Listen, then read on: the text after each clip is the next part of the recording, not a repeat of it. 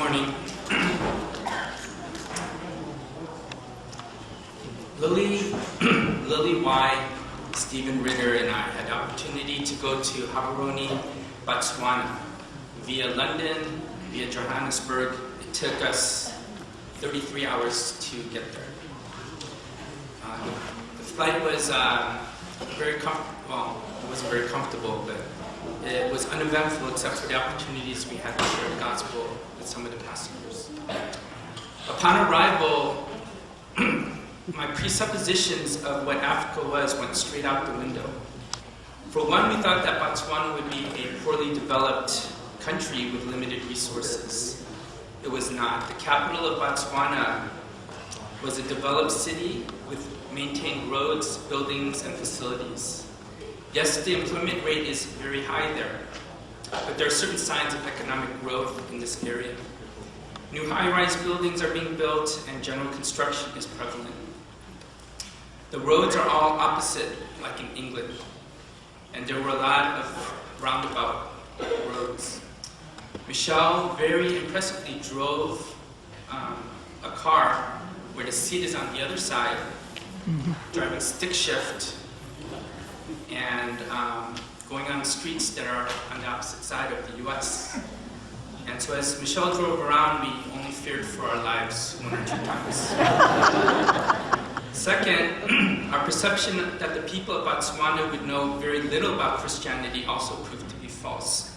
Many of the Africans there have many churches in the city, as well as many Christian radio programs. In sharing the gospel with the Africans, many had already heard the gospel. The African church we served in also seemed to have a very good understanding of Scripture. Thirdly, our idea that Africa was always very hot temperature-wise was not true. We arrived during the winter season, and we were not very well prepared for the cold weather. It was as low as 40 degrees at night, and being spoiled Southern Californians, we thought 40 is too cold. Fourthly, we were concerned that the food would be sparse and not very good. We were wrong about that as well. The produce there, the fruit and vegetables, were very inexpensive and very fresh. The spices and how the foods were prepared is very different. It was very delicious. We tried many different types of foods like ox heart, liver, gizzards, warthog, and alligator tail. Our breakfasts and dinners were almost always prepared at Michelle's home, and we took turns cooking and doing dishes.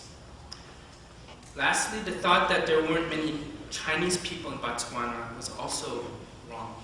There are over 30,000 Chinese nationals, many of whom are small business merchants, and most of them do not know the gospel. Michelle led us to various different locations where Chinese merchants worked. Michelle regularly visits different shopping locations each week to meet with the merchants. Some are Christians, but most are not. She would speak Mandarin and has built many, many relationships with them on the regular visits. It is difficult work, especially because she goes on these routes by herself. She doesn't have a partner. Sometimes she will drive, but most of the time she will walk or take the bus. We spent most of our time in the morning visiting these Chinese merchants. The evangelism work was difficult because the merchants were so busy. Lily and Michelle did a great job ministering to them. They shared the gospel often and also passed on small homemade gifts and Christian tracts and magazines. They also told them about an online Christian radio program through the Far East Broadcasting Company.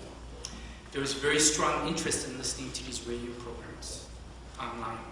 And Stephen and I, while we waited for Michelle and Lily to do their evangelism work, we shared the gospel with the African employees because they spoke English. In the afternoons, we served in the Gaborone Baptist Church. We met with African young adults, about 20 to 40 each meeting. I would preach while Stephen led worship. Following that, we spent 3 days running a children's VBS for about 40 to 50 children. Michelle and I taught the Bible lessons, Lily helped with the crafts, and Stephen again led with worship.